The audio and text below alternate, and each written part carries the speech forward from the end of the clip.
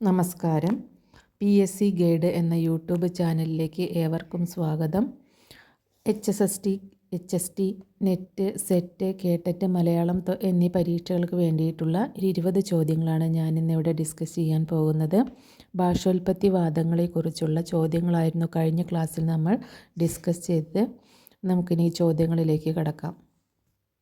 ഒന്നാമത്തെ ചോദ്യം, ഭാഷാഗദ്യത്തിൻ്റെ പരിണാമത്തെക്കുറിച്ച് പറയുമ്പോൾ നീചരാജഭാഷയെക്കുറിച്ച് പരാമർശിക്കുന്ന പണ്ഡിതൻ ആരാണ്? ഭാഷാഗദ്യത്തിൻ്റെ പരിണാമത്തെക്കുറിച്ച് പറയുമ്പോൾ നീചരാജഭാഷയെക്കുറിച്ച് പരാമർശിക്കുന്ന പണ്ഡിതൻ ആരാണ്? ഉത്തരം CL ആൻ്റണി. രണ്ടാമത്തെ ചോദ്യം, തെലുങ്കിനോടോ കർണാടകത്തിനോടോ തമിഴിനോടോ മലയാളത്തിന് ഛന്ദസ്സിൻ്റെ കാര്യത്തിൽ പറയത്തക്ക അധർമ്മണ്യമൊന്നുമില്ല. ആരുടെ അഭിപ്രായമാണിത്? Doctor SK Nair. മൂന്നാമത്തെ ചോദ്യം, സംസ്കൃതം മലയാളത്തിൽ നിന്ന് പദങ്ങൾ മാത്രമല്ല വൃത്തങ്ങളും കടമെടുത്തിട്ടുണ്ടെന്ന് അഭിപ്രായപ്പെട്ടത് ആരാണ്? സംസ്കൃതം മലയാളത്തിൽ നിന്ന് പദങ്ങൾ മാത്രമല്ല വൃത്തങ്ങളും കടമെടുത്തിട്ടുണ്ടെന്ന് അഭിപ്രായപ്പെട്ടത് ഉള്ളൂരാണ്. നീചരാജഭാഷ എന്നതുകൊണ്ട് CL ആൻ്റണി ഉദ്ദേശിക്കുന്നത് എന്താണ്? തമിഴും മലയാളവും ചേർന്ന മിശ്രഭാഷ. നീചരാജഭാഷ എന്നതുകൊണ്ട് CL ആൻ്റണി ഉദ്ദേശിക്കുന്നത് തമിഴും മലയാളവും ചേർന്ന മിശ്രഭാഷ എന്നാണ്. അഞ്ചാമത്തെ ചോദ്യം, മലയാള ഭാഷ എന്ന സമസ്ത പദം ഉപയോഗിച്ചിട്ടുള്ള പ്രഥമ കൃതി ഏതാണ്? ഉണ്ണിയാടി ചരിതം. മലയാള ഭാഷ എന്ന സമസ്ത പദം ഉപയോഗിച്ചിട്ടുള്ള പ്രഥമ കൃതി ഉണ്ണിയാടി ചരിതമാണ്. ആറാമത്തെ ചോദ്യം, മലനാടിന് കേരളങ്ങൾ എന്ന് പേരിട്ടിരിക്കുന്ന പ്രാചീന കൃതി ഏതാണ്? മലനാടിന് കേരളങ്ങൾ എന്ന് പേരിട്ടിരിക്കുന്ന പ്രാചീന കൃതി ഉണ്ണിയാടി ചരിതമാണ്. ഏഴാമത്തെ ചോദ്യം, സംസ്കൃതം, ഗ്രീക്ക്, ലത്തീൻ ഭാഷകളുടെ ബന്ധം ആദ്യം കണ്ടെത്തിയത് ആരാണ്? സർ വില്യം ജോൺസ് ആണ് സംസ്കൃതം, ഗ്രീക്ക്, ലത്തീൻ ഭാഷകളുടെ ബന്ധം ആദ്യം കണ്ടെത്തിയത്. എട്ടാമത്തെ ചോദ്യം, ആര്യ ദ്രാവിഡ ഭാഷകളുടെ പരസ്പര ബന്ധം ആരുടെ കൃതിയാണ്? LA രവിവർമ്മ. LA രവിവർമ്മയുടെ കൃതിയാണ് ആര്യ ദ്രാവിഡ ഭാഷകളുടെ പരസ്പര ബന്ധം. ഒമ്പതാമത്തെ ചോദ്യം, ഭാഷകളെക്കുറിച്ച് പരാമർശമുള്ള പ്രാചീന കൃതി ഏതാണ്? ഭീമേശു പുരാണമാണ് ഭാഷകളെക്കുറിച്ച് പരാമർശിക്കുന്ന പ്രാചീന കൃതി.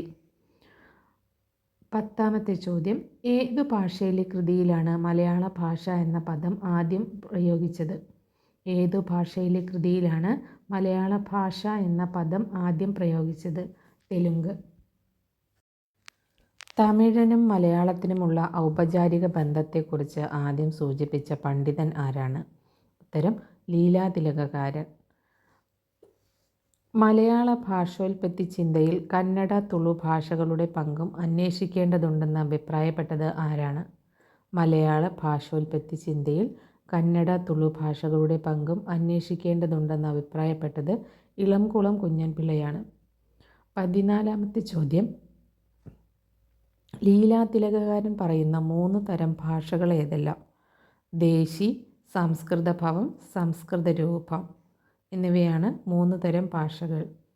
ദ്രാവിഡിയൻ തിയറീസ് എന്ന ഗ്രന്ഥത്തിൻ്റെ കർത്താവ് ആരാണ്? R സ്വാമിനാഥ അയ്യരാണ് ദ്രാവിഡിയൻ തിയറീസ് എന്ന ഗ്രന്ഥത്തിൻ്റെ കർത്താവ്. ദ്രാവിഡ മൂലഭാഷയ്ക്ക് ആറ്റൂർ നൽകിയ പേര് എന്തായിരുന്നു? ദ്രാവിഡ മൂലഭാഷയ്ക്ക് ആറ്റൂർ നൽകിയ പേര് മുത്തമിഴ് എന്നാണ്. ലീലാതിലകത്തിൽ മലയാള ഭാഷയ്ക്ക് പകരമായി ലീലാതിലകകാരൻ പ്രയോഗിക്കുന്ന പേര് എന്താണ്?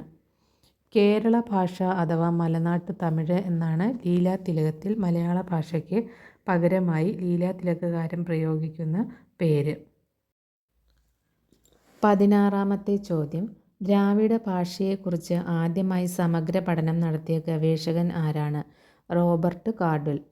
മലയാളം തമിഴിൻ്റെ ഉപശാഖ മാത്രമാണെന്ന കാർഡ്വെലിൻ്റെ വാദത്തെ ചോദ്യം ചെയ്ത പണ്ഡിതൻ ആരാണ്? Hermann Gundert. മലയാളം തമിഴിൻ്റെ ഉപശാഖ മാത്രമാണെന്ന കാർഡ്വെലിൻ്റെ വാദത്തെ ചോദ്യം ചെയ്ത പണ്ഡിതനാണ് ഹെർമൻ ഗുണ്ടർട്ട്. 18ാമത്തെ ചോദ്യം, മനുഷ്യ സംസ്കാരത്തിൻ്റെ തൊട്ടിൽ ദ്രാവിഡമാണെന്ന് വാദിച്ച പണ്ഡിതൻ ആരാണ്? മനുഷ്യ സംസ്കാരത്തിൻ്റെ തൊട്ടിൽ ദ്രാവിഡമാണെന്ന് വാദിച്ച പണ്ഡിതൻ ഫാദർ ഹീറാസ്. പല വക കൊടും തമിഴുകൾ ഉണ്ടായിരുന്നതിൽ ഒന്നാണ് നമ്മുടെ മലയാളമായി തീർന്നത് എന്ന് അഭിപ്രായപ്പെട്ടത് ആരാണ്? പലവക കൊടും തമിഴുകൾ ഉണ്ടായിരുന്നതിൽ ഒന്നാണ് നമ്മുടെ മലയാളമായി തീർന്നത് എന്ന് അഭിപ്രായപ്പെട്ടത് AR രാജരാജവർമ്മയാണ്. അത് കേരള പാണിനീയം പീഠികയിലാണ് പറഞ്ഞിരിക്കുന്നത്. മലയ്ക്കും ആഴിക്കും ഇടയ്ക്കുള്ള പ്രദേശമാകയാൽ മലയാളം എന്ന് പേര് കിട്ടി എന്ന് അഭിപ്രായപ്പെട്ടത് ആരാണ്? മലയ്ക്കും ആഴിക്കും ഇടയ്ക്കുള്ള പ്രദേശമാകയാൽ മലയാളം എന്ന പേര് കിട്ടി എന്ന് അഭിപ്രായപ്പെട്ടത് ഇളംകുളം കുഞ്ഞൻ പിള്ളയാണ്. നാട് എന്നർത്ഥമുള്ള ആളം എന്ന പദം മലയോട് ചേർന്ന് മലയാളം ഉണ്ടായി എന്ന് അഭിപ്രായപ്പെട്ടത് പണ്ഡിതൻ ഡോക്ടർ ഗോദവർമ്മ ആണ്. ഇനി പ്രേക്ഷകർക്കുള്ള ചോദ്യമാണ്, ഭാഷാ സാഹിത്യ ചരിത്രം എന്നത് ആരുടെ കൃതിയാണ്? ചോദ്യം ആവർത്തിക്കാം. ഭാഷാ സാഹിത്യ ചരിത്രം എന്നത് ആരുടെ കൃതിയാണ്? ഉത്തരം കമൻറ്റ് ബോക്സിൽ ഇടുക.